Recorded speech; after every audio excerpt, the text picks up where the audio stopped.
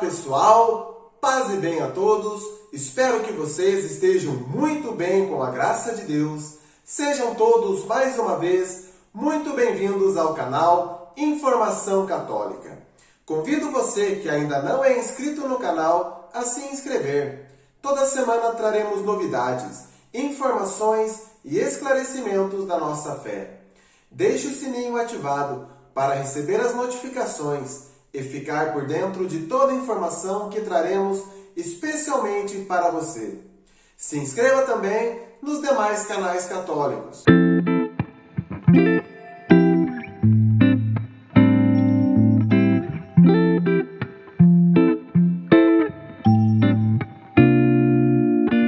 Todos excelentes canais que eu super recomendo para você.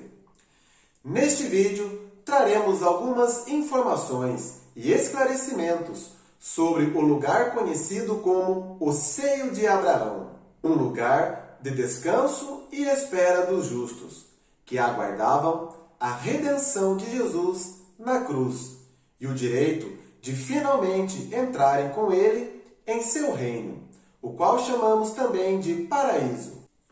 Evangelho de São Lucas, capítulo 16, versículos do 19 ao 31.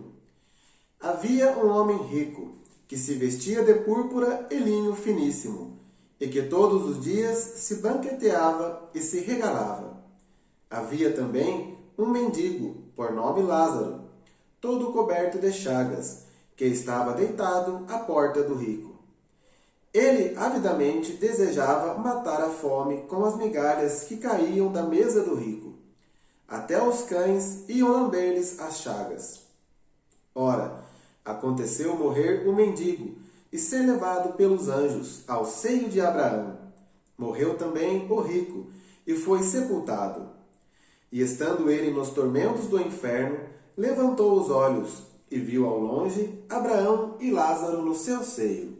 Gritou então: Pai Abraão, compadece-te de mim e manda Lázaro que molhe em água a ponta de seu dedo, a fim de me refrescar a língua, pois sou cruelmente atormentado nestas chamas. Abraão, porém, replicou: Filho, lembra-te de que recebeste teus bens em vida, mas Lázaro males. Por isso, ele agora aqui é consolado, mas tu estás em tormento.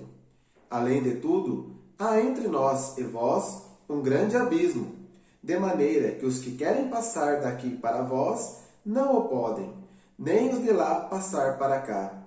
O rico disse: Rogo-te então, pai, que mandes Lázaro à casa de meu pai, pois tenho 5 irmãos, para lhes testemunhar, que não aconteça virem também eles parar neste lugar de tormentos.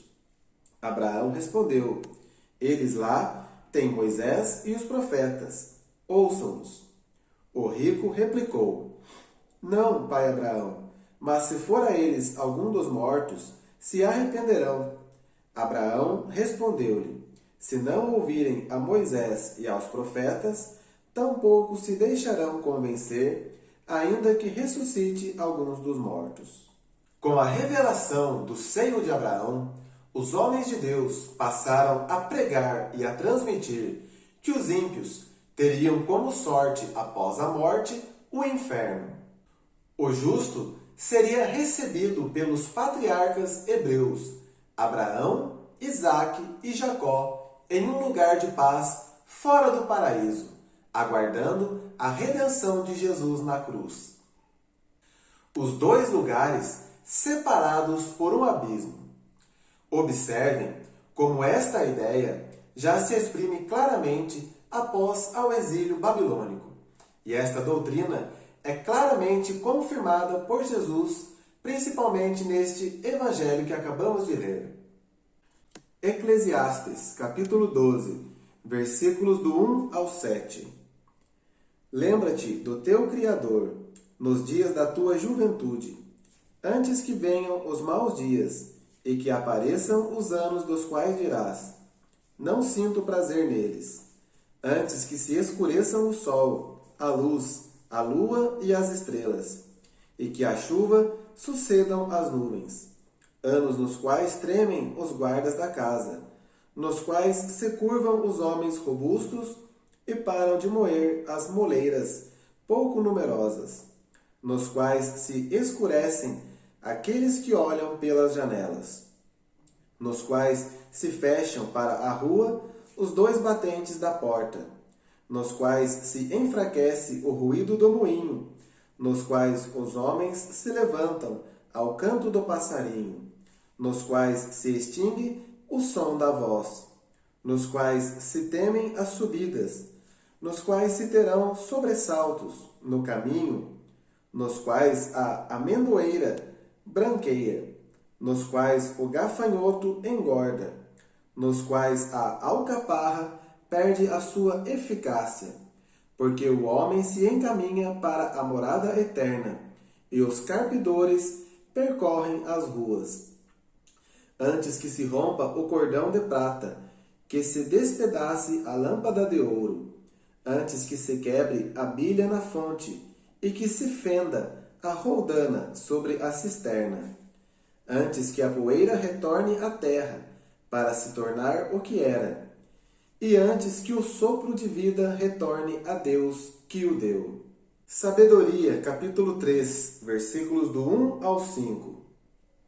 Mas as almas dos justos estão na mão de Deus, e nenhum tormento os tocará. Aparentemente estão mortos aos olhos dos insensatos. Seu desencalce é julgado como uma desgraça, e sua morte como uma destruição, quando na verdade estão na paz.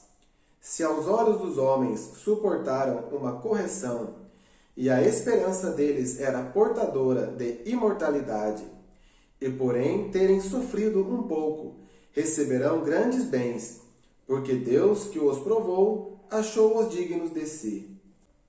Os termos de Eclesiastes e sabedoria distinguem claramente os dois lugares. Ainda que não estava em uso o termo seio de Abraão, já se falava claramente deste lugar de repouso e de descanso para o justo. 1 Pedro capítulo 4, versículos do 4 ao 7. Estranham eles agora que já não vos lanceis com eles nos mesmos desregramentos de libertinagem, e por isso vos cobrem de calúnias. Eles darão conta àquele que está pronto para julgar os vivos e os mortos. Pois para isso foi o Evangelho pregado também aos mortos, para que, embora sejam condenados em sua humanidade de carne, vivam segundo Deus quanto ao Espírito. O fim de todas as coisas está próximo. Sede, portanto, prudentes e vigiai na oração. Jesus Cristo levou consigo todos os justos que aguardavam no seio de Abraão a redenção da cruz. Portanto, o seio de Abraão era um lugar de destino dos bons, pois o paraíso ainda estava selado. Portanto, o seio de Abraão era um lugar de destino para os bons, pois o paraíso ainda estava inacessível ao homem pelo pecado de Adão. Mas ao ser religado e reinaugurado por Jesus, para que os justos possam finalmente estar diante de Deus, todos, através de Jesus e de sua única igreja, têm acesso diretamente ao Pai. Evangelho de São Marcos, capítulo 9, versículos do 47 ao 50. Se o teu olho for para ti ocasião de queda, arranca-o. Melhor te é entrares com um olho de menos no reino de Deus, do que tendo 2 olhos seres lançado à geena do fogo, onde o seu verme não morre e o fogo não se apaga, porque todo homem será salgado pelo fogo. O sal é uma boa coisa, mas se ele se tornar insípido, com que lhe restituireis o sabor? Tende sal em vós e vivei em paz uns com os outros.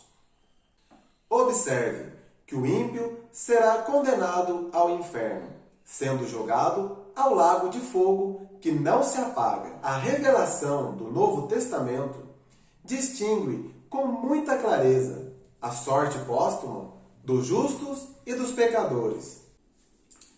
Àqueles é atribuído o céu, a bem-aventurança celeste, ao passo que o termo inferno designa o lugar dos réprobos. O conceito cristão de bem-aventurança celeste e inferno não estão de maneira alguma presos a uma topografia. Designam primariamente um estado de alma, independentemente de qualquer localização geográfica. Sendo assim, quando diz que Cristo desceu aos infernos, nutrido após a sua morte, significa que sua alma santíssima foi visitar aqueles justos do Antigo Testamento. Aguardavam a redenção. O Salvador lhes anunciou que esta já se dera e que agora eles poderiam gozar da visão beatífica de Deus no reino celeste. Manifestando-se aos fiéis, o Senhor não apareceu aos réprobos, pois tal manifestação carecia da razão de ser, pois não há possibilidade de conversão após esta vida. E aí, ficou com alguma dúvida? Gostou do vídeo? Deixe o like, deixe também o seu comentário, compartilhe. Que Deus abençoe você e a sua família. Até o próximo vídeo. Amém.